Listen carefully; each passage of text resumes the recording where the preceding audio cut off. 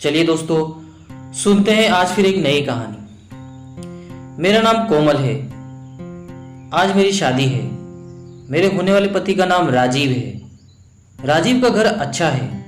राजीव के माँ बाप नहीं हैं। उन्हें उनकी मौसी ने पालकर बड़ा किया था। राजीव के मौसी के भी एक लड़का है। राजीव दिखने में बहुत स्मार्ट हैं। मैंने देखते ही उनसे शादी के लिए हाँ कह दी। शादी के बाद में मुझे भी उनकी मौसी के घर ही जाना था। वो अपनी मौसी और मौसा को माँ बाप ही मानते हैं। हमारी शादी की तैयारियां शुरू हो गई। शादी के लिए उनकी एक शर्त थी, शादी बहुत जल्दी में करनी है।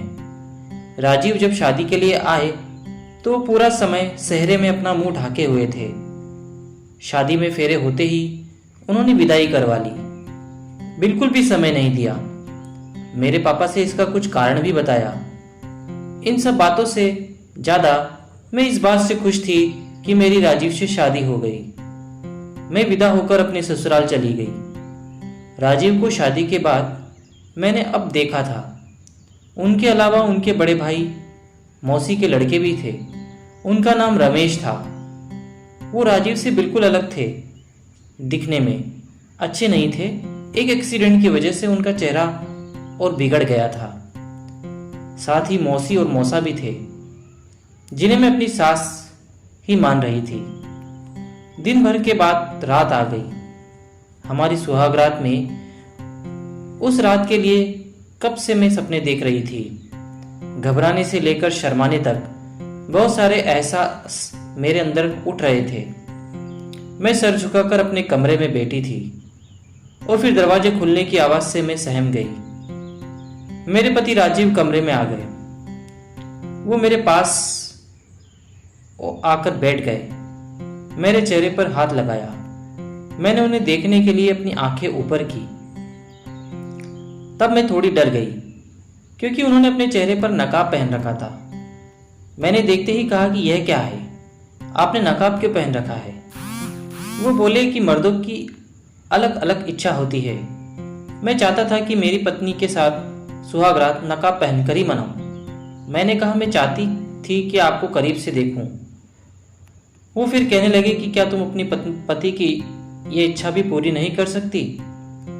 सुहागरात पर आपका पति आपसे कुछ कहे तो आप टाल कैसे सकते हैं? फिर कमरे की बत्ती उन्होंने बुझा दी। फिर हमारे बीच जो भी होता था वो नकाब के साथ ही होता था। सुबह राजीव जल्दी काम पर चले जाते। पास ही उनका ऑफिस था।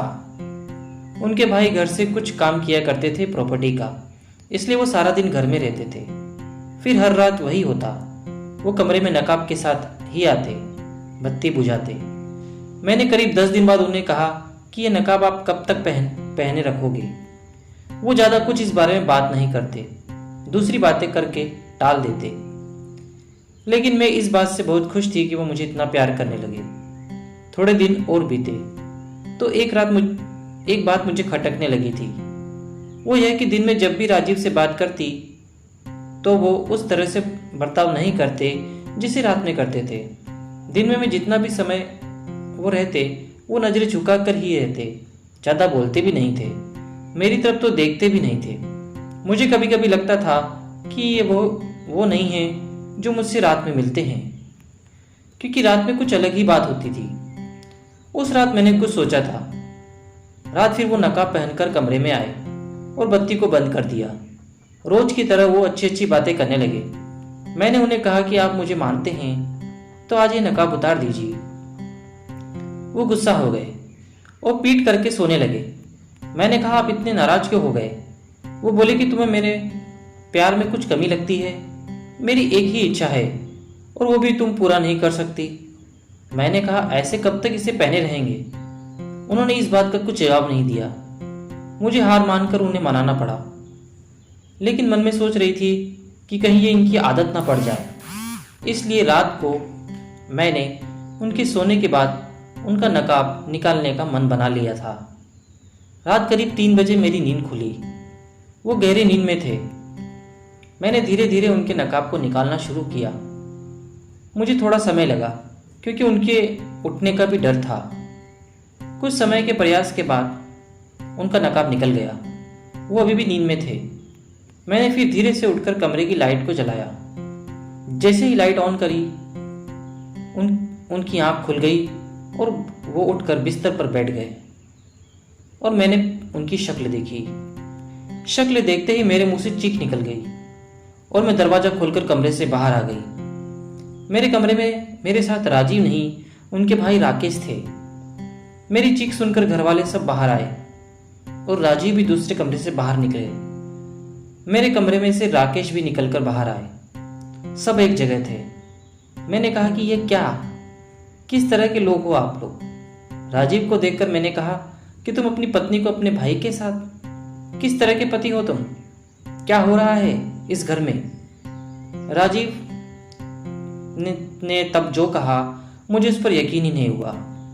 वो बोले कि मैं तुम्हारा पति नहीं हूं, तुम्हारी शादी राकेश से ही हुई है, सिर्फ तस्वीर मेरी दिखाई गई थी। अब मेरे समझ में सब आने लगा।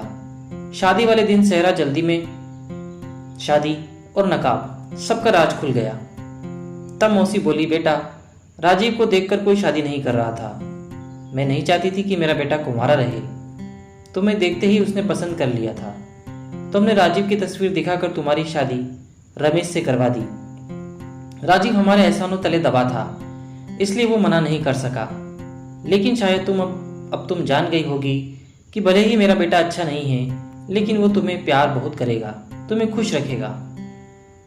मैंने कहा कि आप लोगों ने धोखा दिया है, झूठ बोला है और 20 दिनों तक ये नकाब पहनकर मुझे और धोखा देते रहे। मुझे आप लोगों की कोई भी बात पर अब यकीन नहीं है। राजीव को कहा कि मेरे मन में जब भी पति का ख्याल आया तब मैंने तुम्हारी ही शक्ल देखी। तुम पर एहसान होंगे, लेकिन उसके लिए तुमने मेरी जिंदगी के साथ खेला है। और रमेश, तुम अपनी इच्छाएं पूरी करने के लिए ये सब किया।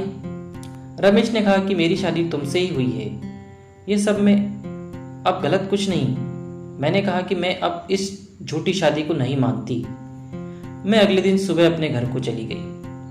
माँ बाप को सारी बातें बताई। दोनों भाई की ऊंचाई एक सी थी, इसलिए हम सब धोखा खा गए। माँ बाप ने उनके घर फोन करके बहुत भला बुरा कहा। रमेश मेरे घर आया। मेरे घर वाले उस पर बहुत गुस्सा थे। मैंने किसी तरह उन्हें समझाया।